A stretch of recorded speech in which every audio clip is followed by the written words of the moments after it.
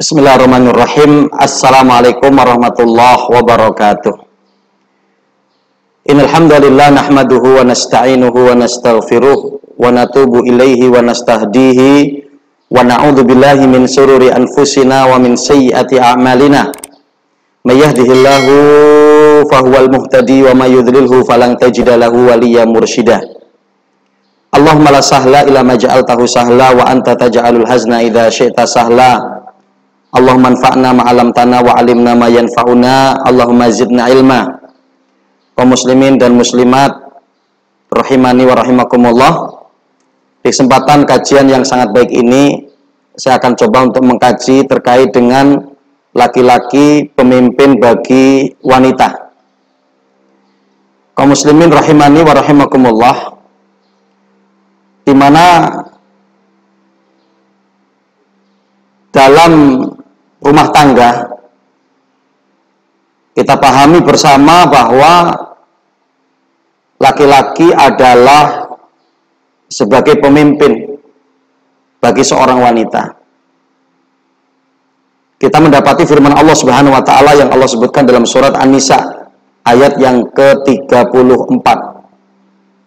Allah Subhanahu wa taala mengatakan ar-rijalu qawwamuna 'alan nisa, di mana laki-laki itu adalah pemimpin bagi para wanita.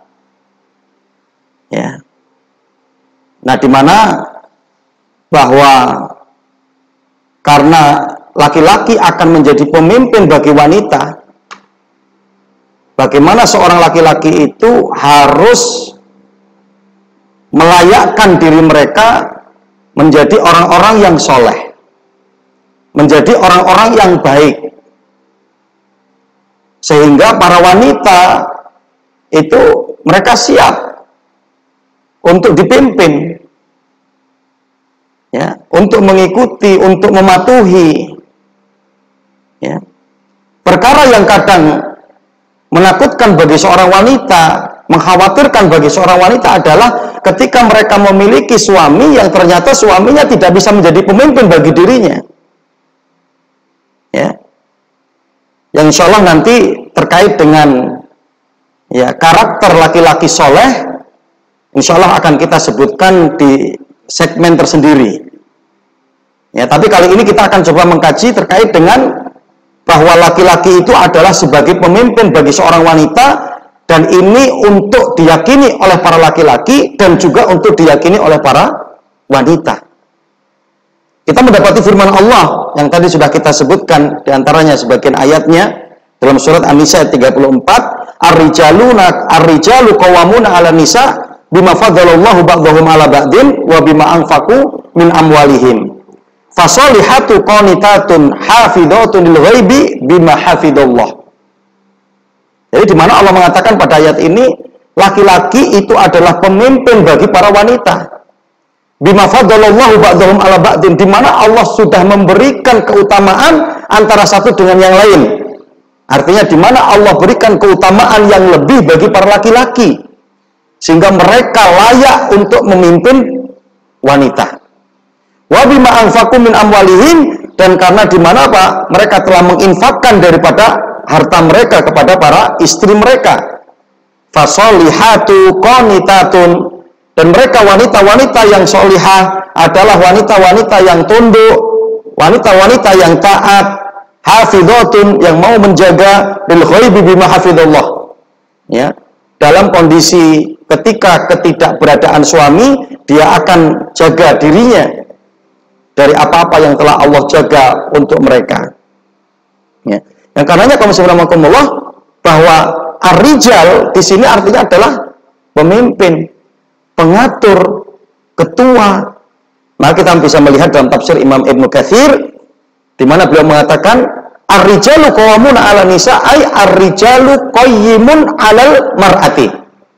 Imam Ibnu Katsir menyebutkan ar-rijalu qawwamuna 'alan nisa, bahwa laki-laki itu adalah pemimpin bagi para wanita, adalah bahwa laki-laki itu adalah seorang pemimpin bagi wanita yang akan menjadi pemimpin mereka. Apa yang dimaksud di sini? Imam Ibnu Katsir menyebutkan ay huwa ra'isuha.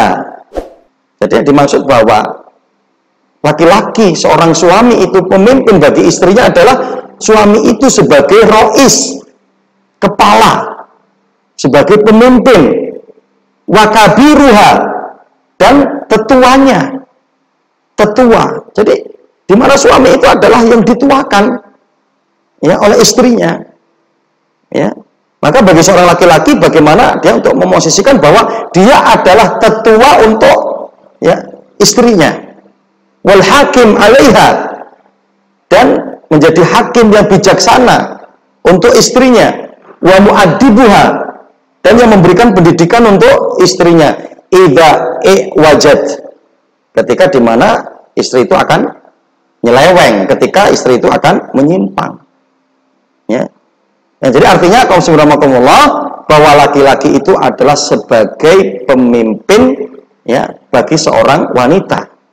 Ya, dia akan menjadi pemimpinnya, akan mengaturnya sebagai ketua yang mengkoordinir, yang mengarahkan. Ya.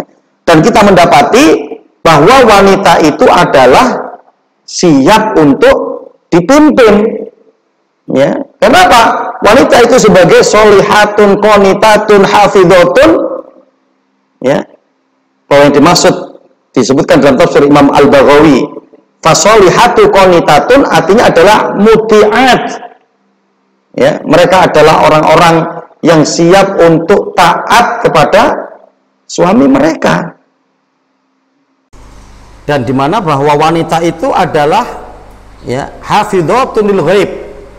Ya, mereka mampu untuk berusaha menjaga dirinya, harga dirinya, kehormatannya lil ghaib, pada waktu kondisi ketika sendiri. Yang dimaksud dalam tafsir Imam Al-Baghawi disebutkan ai hafidhatun lil furuji fi ghaibatil azwaj.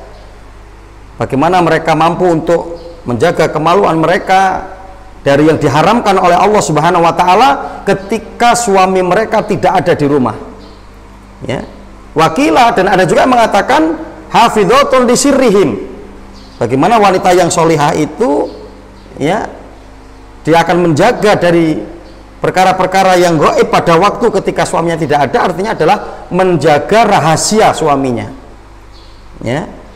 Yang karenanya bahwa tabiat seorang wanita itu mereka ya suka untuk dipimpin, suka untuk dididik, suka untuk disayang, suka untuk dilindungi.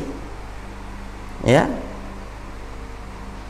Nah, karenanya kemudian ya, ada dua alasan kenapa kemudian wanita itu harus siap untuk dipimpin oleh laki-laki.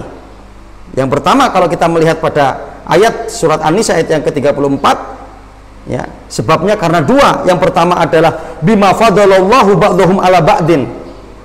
Karena memang Allah sudah membuat sedemikian rupa, Allah berikan kelebihan, keutamaan bagi para laki-laki di atas para wanita. Dan nanti para tafsir menjelaskan karena para laki-laki itu mereka berjihad, ya, mereka kemudian berdakwah, mereka adanya ibadah ke masjid dan seterusnya, ya, dan mereka ya yaitu dengan ya kondisi ya badan yang kuat. Ya, yang karenanya apa? Diberikan kelebihan-kelebihan di atas kaum para wanita. Ini yang pertama. Kemudian yang kedua, wa bima anfaqu min amwalihim. Karena di mana seorang suami atau seorang laki-laki itu telah menginfakkan hartanya untuk istrinya, telah memberikan nafkah. Ya, yang karenanya perkara yang sangat pokok dan penting juga di dalam sebuah rumah tangga Islam itu adalah seorang suami harus memiliki kemampuan untuk mencukupi kebutuhan istrinya. Ya. Bahkan Imam Ibnu Katsir rahimahullah menjelaskan diantaranya apa? Kalau sampai ada seorang suami yang lepas dari tanggung jawab memberikan nafkah kepada istri, maka istri boleh mengajukan khulu, yaitu gugatan cerai. Karena diantaranya perkara yang sangat inti, ya, seorang suami itu masih dianggap sebagai seorang suami mampu memberikan nafkah kepada istrinya. Ya. Nah, karenanya kaum muslimin rahimakumullah, maka ini yang harus menjadi akidah kita, keyakinan kita, prinsip dalam hidup kita, dalam keislaman kita, dalam rumah tangga kita, bahwa laki-laki itu adalah sebagai pemimpin, ya, suami adalah sebagai seorang pemimpin, sedangkan wanita, istri itu adalah yang dipimpin. Maka dia untuk mengikuti, untuk mematuhi, menaati apa yang kemudian menjadi kebijakan-kebijakan pemimpin, kebijakan suaminya, selagi tidak dalam kemaksiatan kepada Allah Subhanahu wa taala. Wallahu taala alam. Mudah-mudahan Allah berikan kemudahan kita untuk beramal Islam. Aku qouli hadza astaghfirullahaladzim li wa lakum wa li sa'iril muslimina fi kulli jabil aqtar wa billahi taufiq wal hidayah. Wassalamualaikum warahmatullahi wabarakatuh.